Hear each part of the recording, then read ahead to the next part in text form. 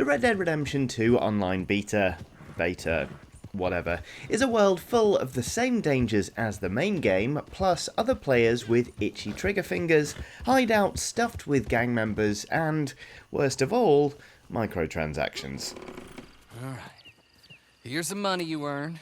Now listen, Horley came by and gave me a message. With all these things combined, surviving in the wilds of Red Dead Online can be a rough business. So, in order to make things go a little more smoothly, here are 12 tips to help you be a better online outlaw.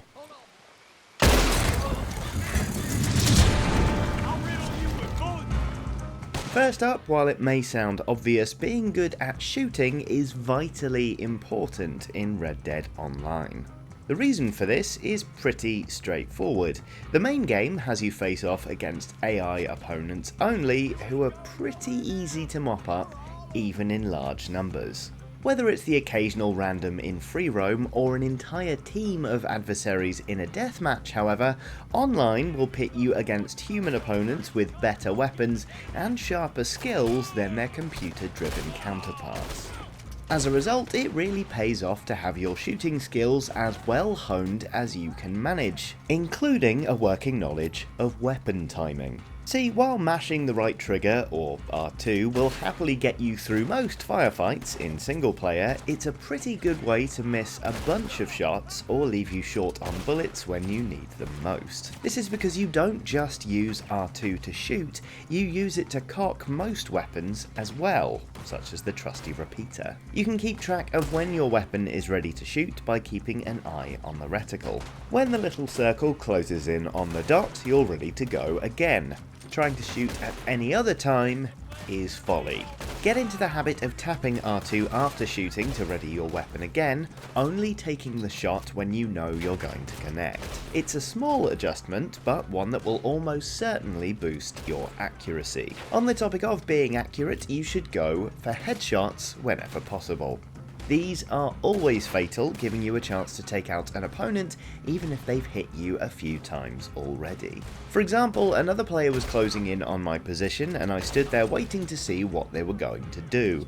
They started shooting and got me down to a sliver of health, but I came out on top because I managed to get a headshot. So to recap, pay attention to your timing and aim for the head. You'll save on ammunition and become a far more efficient killer. Another way to come out on top in a fight, of course, is to master Red Dead Online's combat roll. If you press square, or X for Xbox users, while aiming your weapon, you'll throw yourself on the floor and quickly scrabble to your feet again. It's not massively dignified, but it's a good way to avoid getting shot. Most Red Dead players rely heavily on the game's aim assist mechanics, so flinging yourself on the ground a few feet away is often more than enough to scupper their next shot. If you can get into the habit of firing a shot and diving to a new spot, you'll likely prove a slippery adversary and come out on top in most encounters. Of course, just because you're a hyper-efficient killing machine, that doesn't mean you have to kill every last person you come across. I'm talking specifically about gang hideouts. These show up every so often on the map while free roaming in Red Dead Online, and they're all pretty samey. A bunch of bad guys who will shoot you on sight, led by one leader. Kill all the henchmen and you'll be able to confront said leader, who shows up as a little man on the map rather than a red dot. You'll have the option to kill or spare this leader, and after being in a firefight with like a dozen of his friends, you might not be feeling especially merciful. More often than not though, it is worth sparing them, because they'll sometimes offer you a treasure map, or at least something else valuable if they don't have one to hand. Treasure maps are one of the best ways to earn money in online mode, so you really shouldn't down the chance to grab one whenever you can. The next few tips on this list are geared toward earning money swiftly, in fact, because, let's face it, money comes to you in Red Dead Online as a trickle rather than a steady stream, and many of the items in the multiplayer mode are eye-wateringly expensive. Changes to the in-game economy have been promised by Rockstar, but for the time being, here are a few ways to get around the grind and earn a bit more scratch for yourself. Firstly, do the story missions. While it might seem counterintuitive to jump into multiplayer only to do structured missions when you can get tens of those in single player, they're actually one of the more reliable ways to earn money, with each one generally throwing at least a little cash your way. Bear in mind though that while these missions are replayable, they only pay out once. When you replay them, you're only awarded with XP and anything you loot along the way. There's still a fun way to interact with other players without having any of them shoot at you mind, so if you're at a loose end, there are certainly worse ways to kill time. Now, we mentioned looting a moment ago, and, unsurprisingly, this is another way of earning money in the otherwise stingy online mode. Annoyingly, the payout is minuscule compared to looting in single player. You'll most often get somewhere in the region of 10 cents per body, but it never takes long, and if there's one thing you can be relied on to produce in Red Dead Online, it's a whole bunch of corpses. Get into the habit of looting your fallen enemies and it all starts to add up fairly swiftly. Speaking of things adding up bit by bit, multiplayer matches will pay out, but only a few dollars at a time. Enter into a playlist, mind you, and you'll be able to rack up a tidy sum relatively quickly, while also having fun competing with other players. Just one more money-related tip now before we head back into more general territory, and it's one I'm actually fairly excited about, because it turns out hunting is one of the most lucrative side activities you can undertake in Red Dead Online. See, while the value of activities like looting has been nerfed into oblivion, the sums you get from selling pelts have made it through relatively unscathed. I'm pretty pleased by this one, as I couldn't really be bothered to do much hunting in the solo experience, but with it now ranking as one of the most lucrative activities in Red Dead Online, I'm quite happy to pick up my bow again and go hunting. Just be wary of other players creeping up on you and pinching the pelts from the back of your horse. They might deprive you of some hard-earned cash if they manage to get the drop on you. Speaking of which, the next tip to help you succeed in Red Dead Online is to be careful which players you blast. With it being a big and cruel world, both inside Red Dead Online and out, encountering another player in the wilds is always a tense moment. Are they just passing? Are they going to wave at you, or are they going to slap leather and blow your head off just for kicks? This tension tends to give people pretty spectacularly itchy trigger fingers, and you might succumb to it yourself. That's all well and good, assuming you come out of the firefight on top, but here's the thing. Dead players respawn very quickly, and never very far away, so if you drop another player just for fun, you might find them coming back time and time again in order to get their revenge, which can make whatever it is you were doing in the first place very difficult. I found this out for myself when taking out a rival gang's hideout. Another player came up behind me, presumably to help kill the bandits, and I shot him dead before I realised he was a human player.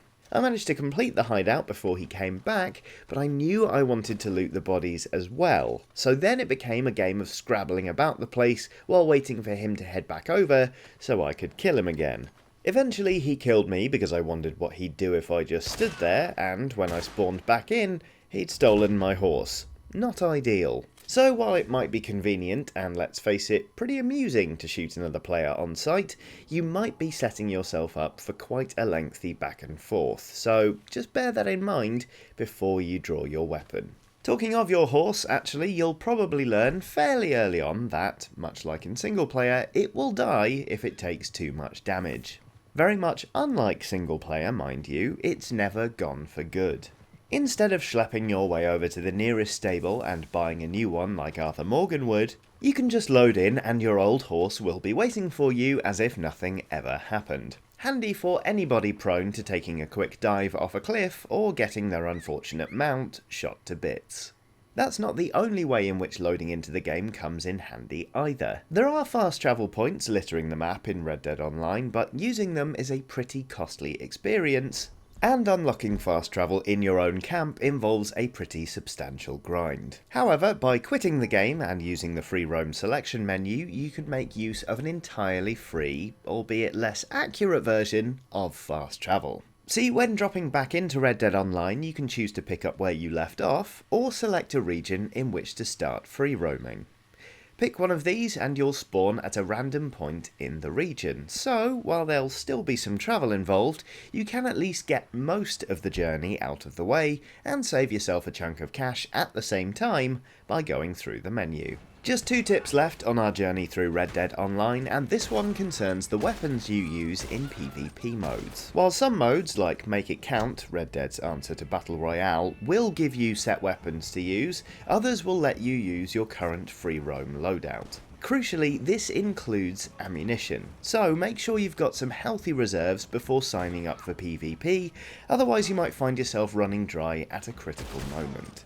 If you forget, you can buy more from the pre-game lobby, although this menu sometimes makes itself inaccessible after a few seconds of loading time, so make sure you're quick. And finally, the last tip to give you a smooth ride through Red Dead Online is to make your character carefully. For one thing, you're probably going to be using them for a very long time, but also cosmetic upgrades are very costly and very rarely worth it. If you're not happy with your character, in other words, you can make changes, but it'll cost you dearly. The clothing offering at the start of the game is actually more varied than you might think, so make sure to explore it fully and set yourself up with some threads you actually like. And there you have it, 12 tips to help you succeed in Red Dead Redemption 2's online mode. With any luck, they'll come in handy. Hopefully you enjoyed this video. If you did, we've got loads more on Red Dead Redemption 2 for you to watch. Some of them should be on screen now, so just give one of those a click. Do like, subscribe and hit the bell icon so you don't miss anything from Eurogamer, but most importantly, thank you very much for watching and have a lovely day. Appreciate it.